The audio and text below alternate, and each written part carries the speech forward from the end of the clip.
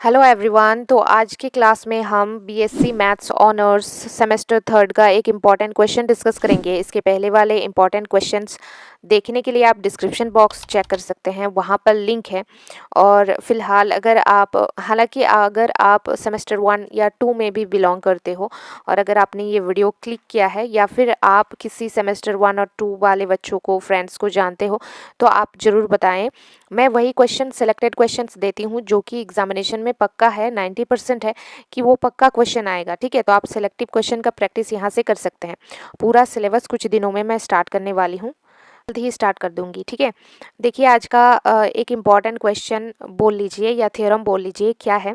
Proof that every differentiable function is continuous but the converse need not be true. या फिर ये theorem ऐसे भी आ सकता है, if function is differentiable at point C then it will be continuous at that point. ठीक है, इसको मैंने एक चीज से याद करके रखा हुआ है, that is DC which means direct current. ये क्या है? देखो, डी मीन्स डिफरेंशिएबल। अगर कोई फंक्शन डिफरेंशिएबल है तो वो पक्का है कि वो फंक्शन कॉन्टिन्यूअस होगा ही होगा, ये पक्का है। ठीक है, बट इसका रिवर्स सत्य नहीं है। मतलब अगर कोई फंक्शन कॉन्टिन्यूअस है तो इसका कोई प्रूफ नहीं है, तो इसका कोई मतलब नहीं कि वो फंक्शन डिफरेंशिएबल हो ही जाएगा। तो वही चीज़ हमें प्रूफ करना है। तो देखो, हम स्टेप वाइज चलेंगे। कैसे प्रूफ करेंगे? हम लिखेंगे if function is differentiable at point C, तो वो पक्का है, means which implies that function will be continuous at point C definitely. ठीक है, बट यहाँ पर देखो हम क्या बताने जा रहे हैं।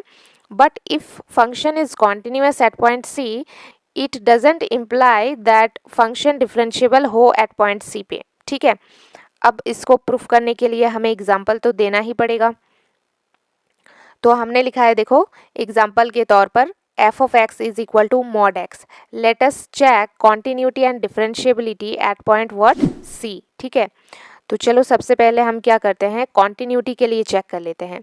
तो हम लिखेंगे फॉर कॉन्टिन्यूटी। हमें पता है कॉन्टिन्यूटी कैसे चेक करना है, limit h tending to zero, zero plus h। ठीक है, प्लस वाले को हमें पहले प्लस को अप्रोच करना है, तो f zero plus h is equal to limit. और यहाँ पे देखो एफ एक्स, मतलब x की जगह पे जीरो प्लस h है, तो हम यहाँ पर मॉड जीरो प्लस h बिठाएंगे। तो हमारे पास क्या आएगा, limit h tending to zero mod zero plus h equal to zero. Because देखो ना, h टेंड कर रहा है जीरो पे। ठीक है, इसका मतलब हमें यहाँ पे पुट करना है जीरो, तो मॉड देखो जीरो प्लस जीरो क्या होगा, अल्टीमेटली जीरो ही होगा। तो हमने वही चीज़ यहाँ पर लिख दिया है। अब जो है हमें अप्रोच करना है माइनस की तरफ में, limit h tending to zero F of zero minus H is equal to limit h tending to zero. चूंकि ये मॉड x है तो हमने दिया मॉड, और x की जगह पर क्या है, जीरो माइनस एच। अब आपको पता है मॉड का एक खास बात यह है कि ये नेगेटिव को क्या करता है, पॉजिटिव में चेंज कर देता है। तो यहाँ पर देखो वही चीज़ है, अगर इस स्टेप को मैंने ओमिट कर दिया है, लेकिन यहाँ पर देखो मैं लिख रही हूँ limit h tending to zero, और ये हो जाएगा मॉड ऑफ माइनस h, है ना। तो यहाँ से निकल के क्या आएगा बताओ, h ही आएगा ना, अल्टीमेटली माइनस h है तो प्लस h निकल के आएगा। अब इस h में हम वैल्यू पुट करेंगे, जहाँ पर h कहाँ टेंड कर रहा है, जीरो पर, तो हम इस h में जीरो पुट करेंगे, तो अल्टीमेटली हमारे पास क्या आएगा बताओ, हमारे पास आएगा जीरो ही।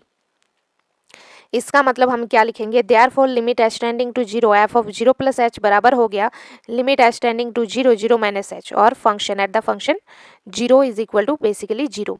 तो हम क्या लिख सकते हैं, therefore function is continuous at x equal to zero. कोई भी डाउट हो आप मुझे कमेंट में बता सकते हैं। तो ये देखो, ये मॉड फंक्शन कॉन्टिन्यूअस तो हो गया, अब इसे हमें डिफरेंशिएबल भी तो हमें चेक करना है। अब मैंने आपको बताया था कि अगर कोई फंक्शन डिफरेंशिएबल है तो वो फंक्शन पक्का है कॉन्टिन्यूअस होगा। बट अगर कोई फंक्शन कॉन्टिन्यूअस है तो ये पक्का नहीं है कि वो डिफरेंशिएबल भी होगा। ठीक है, तो देखो कॉन्टिन्यूअस तो देख लिया, अब हम डिफरेंशिएबल चेक करेंगे, और ये पक्का नहीं है कि वो डिफरेंशिएबल होगा। Now check differentiability.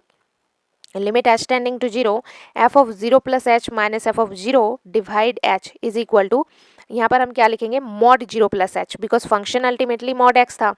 तो zero plus H minus zero, F of zero means zero, divide h, आपको पता है zero plus mod zero plus H से h ही निकलेगा, तो h minus zero divide h which means h by H is equal to basically one. ठीक है, इसका मतलब ये तो वन आ गया। अब यहाँ पे देखो, limit h tending to zero F of zero minus F0 divide H is equal to limit mod के अंदर 0 माइनस H माइनस 0 और यहाँ पर डिवाइड में माइनस H, ठीक है। तो अब देखो यहाँ पे लिमिट H टेंडिंग टू 0 और H माइनस 0, ठीक है। H माइनस 0 डिवाइड क्या है, माइनस H।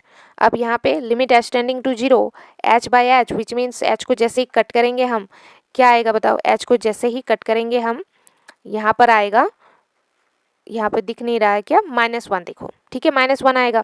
बट यहाँ पे देखो क्या आया था, ध्यान से अगर चेक करोगे ना तो देखो, एक सेकेंड, यहाँ पे देखो 1 आया है, राइट, और यहाँ पे आया -1 हमारा। तो 1 कभी भी नहीं बराबर हो सकता है -1 के, ठीक है। इसका मतलब ये फंक्शन डिफरेंशिएबल नहीं है। तो हम क्या लिखेंगे, यहाँ पे थोड़ा सा लिख दो, hence it is not differentiable at x equal to 0, right. इसका मतलब इससे प्रूफ हो गया कि अगर कोई फंक्शन कॉन्टिन्यूअस है तो इसका मतलब ये नहीं कि वो डिफरेंशिएबल होगा, है ना। तो ये देखो, ये हमारा थ्योरम बिल्कुल प्रूफ हो गया। Thank you.